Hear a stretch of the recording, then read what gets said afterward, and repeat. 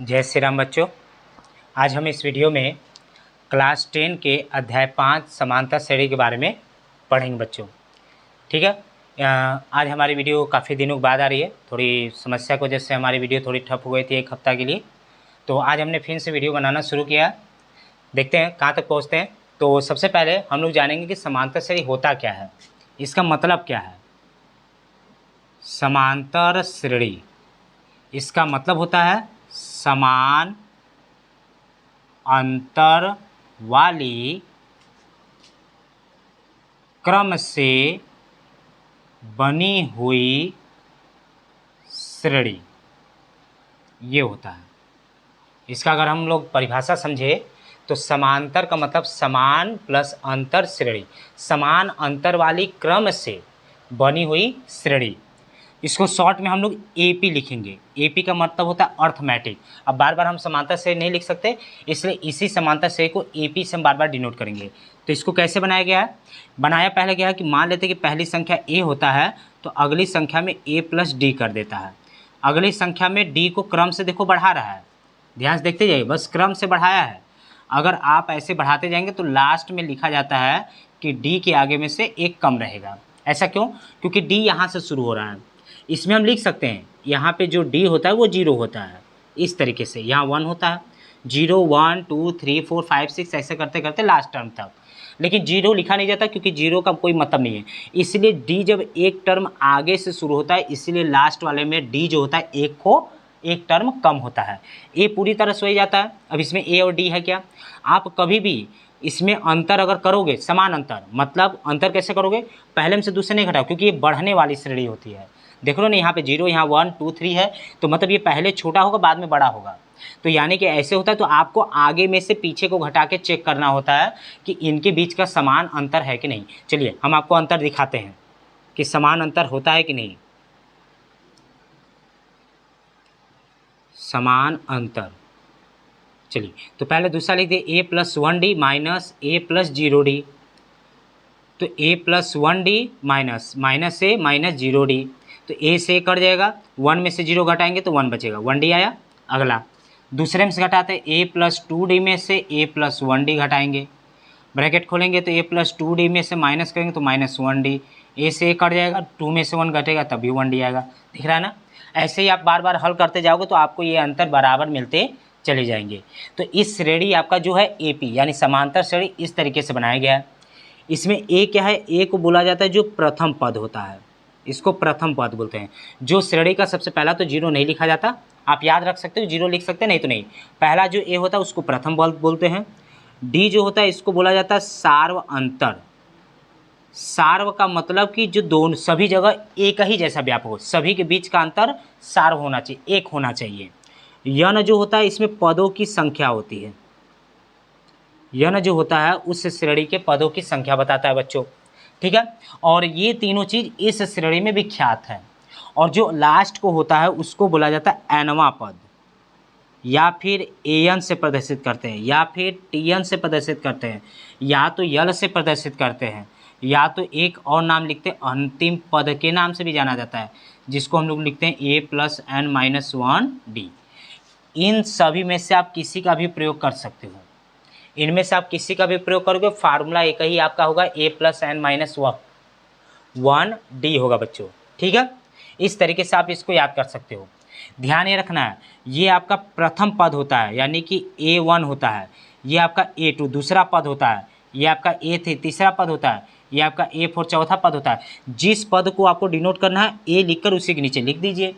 ए लिख दीजिए एनवाई पहला पद, दूसरा पद, तीसरा पद, T1 T2 T3 ऐसे लिख दीजिए। सिंपल ये पड़ता है, A1 A2 A3 A4, आगे A5 A6 A10 कुछ भी हो कोई। आप इसमें अंतर देख रहे हो, अगर चौथा पद है तो ऊपर देख रहे हो डी से कम है, तो आप डायरेक्टली लिख सकते हो कि आपको अगर कोई भी पद लिखना हो, जैसे 15 14वां लिखना हो, तो नियम मुताबिक यहाँ अगर 4 है तो यहाँ 3 होगा, मतलब एक कम हो जाएगा। मतलब पहले 14 लिखना है तो ए लिखकर आपको एक को कम करके लिख देना डायरेक्ट। आपको फार्मूले का प्रयोग नहीं करने की ज़रूरत है कि आप ए प्लस एन माइनस डी किए उसमें फिर रखे फिर सॉल्व किए, कर सकते हो, लेकिन उससे सिंपल तरीका हम आपको ये बता रहे हैं कि आपको कोई भी पद पता करना हो, जो पूछ रहा हो ए लिखने के बाद एक उसमें से कम करके तभी डी लगा दीजिए। 50 पूछा तो 50 से एक कम कर दीजिए, 49 लिख के तब लिख दीजिए। 49 ठो डी और एक खो ए मिलकर टोटल 50 हो जाते हैं। 13 ठो डी एक खो ए मिलकर टोटल 14 पद हो जाते हैं। इसीलिए क्योंकि ए एक लिखते हैं तो वो एक पद का काम करता है, एक पद ये और बाकी एक को कम करके आप सरल तरीके से इसके बारे में समझ सकते हैं बच्चों। ये तो हो गया इसके समांतर श्रेणी के बारे में पूरा एक डिस्क्रिप्शन, जिससे कि आप एक समांतर श्रेणी को अच्छे से समझ सकते हो। उसमें क्या क्या होती है इस फार्मूले से हम लोग ये करेंगे, ठीक है। अब इसके बाद हम पता करेंगे समांतर श्रेणी की जांच कैसे की जाती है। जांच करना कि आप कैसे पता करोगे कि दिया गया जो अनुक्रम श्रेणी बनी है वो एपी है। जांच करना एपी का कि एपी में है भी या नहीं। तो जांच करने का तरीका एक ही है केवल कि उसका सार्वंतर एक ही आना चाहिए बार बार, और सार्वंतर बोलते हैं डी। तो जैसे कि हमारा कोई भी श्रेणी आपका लिख दिया हो, जैसे ए है, ए प्लस डी है, ए प्लस 2d है, बहुत ज़्यादा नहीं लिखता, 3-4 टर्म लिखता फिर करके ऐसे छोड़ देता है। तो आपको क्या करना है, पहले D1 निकालना। D1 कैसे निकालोगे, दूसरे पद में से A2 में से आपको A1 घटाना पड़ेगा, फिर D2 निकालोगे। D2 निकालने के लिए A3 में से A2 घटाना पड़ेगा, और D3 निकालोगे A4 में से A3 घटाना पड़ेगा बच्चों। अगर D1 भी बराबर आता है, D2 भी बराबर आता है, D3 अगर तीनों बराबर आता है तो दिया